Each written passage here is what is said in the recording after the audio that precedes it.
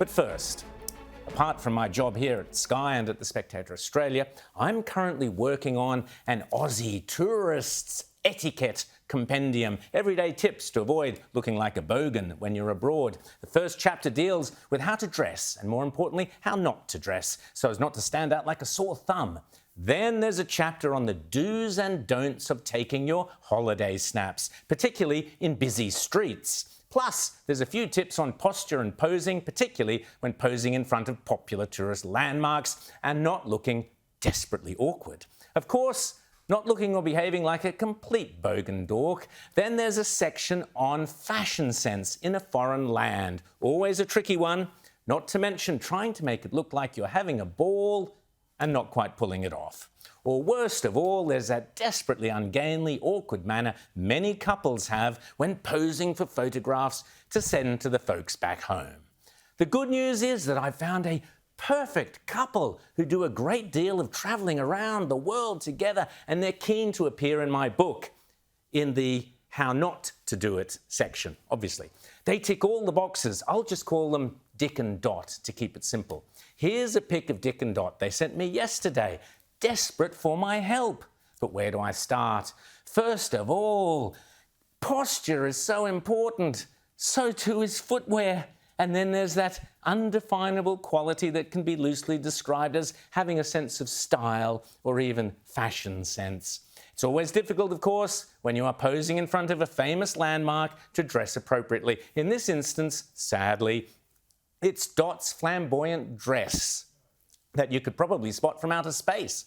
Not easy to upstage the Great Wall of China, but there you have it. Making sure you get your focus right in your holiday snaps is important too.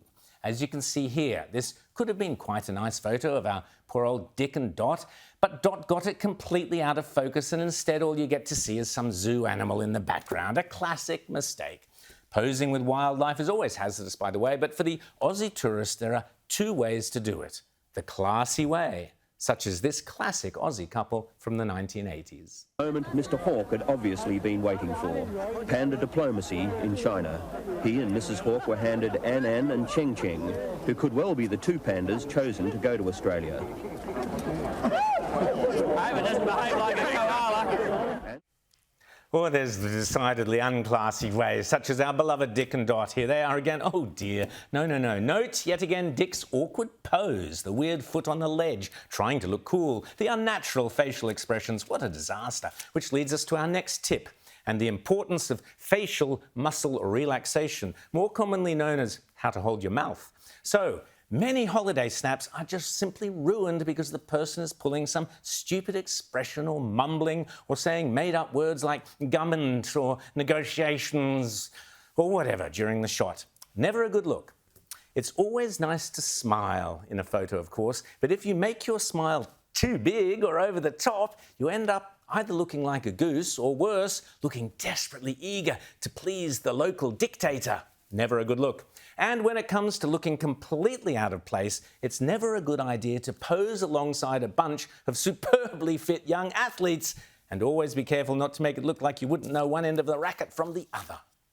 Another trap for Aussies abroad is that we have to mind our manners. Sometimes, for instance, the hotel might have forgotten to let the local restaurant know you're coming and you're left standing out the front feeling like a total bogan. However, as Dick demonstrates here, try not to fidget and always keep a smile on your face. Our Prime Minister Anthony Albanese has arrived for his meeting with the Chinese President Xi Jinping. He is followed by Australian officials, including the ambassador and also DFAT. Can I come in? Sometimes Aussies travelling abroad get asked awkward questions they don't want to answer about foreign-owned ports and military incursions and so on. But it's critical not to let it get under your skin. Don't get all tetchy and irritable. It ruins it for everyone. Sorry to jump in. What? Well, none. It wasn't raised. I can't be clearer. Were any issues raised by him? I can't be clearer than to say the question I was asked was not raised. But did he? Sorry. Did he raise complaints about Australia's foreign investment regime? Did that come up? No. Also, as a bogan tourist abroad, remember you can't just barge in and video whatever you want. Some countries have things they would rather you didn't see. And I thank you as well for the honour that you have given myself and Ms Hayden, my fiancée, in the lunch that we will share afterwards as well. Thank you. 谢谢.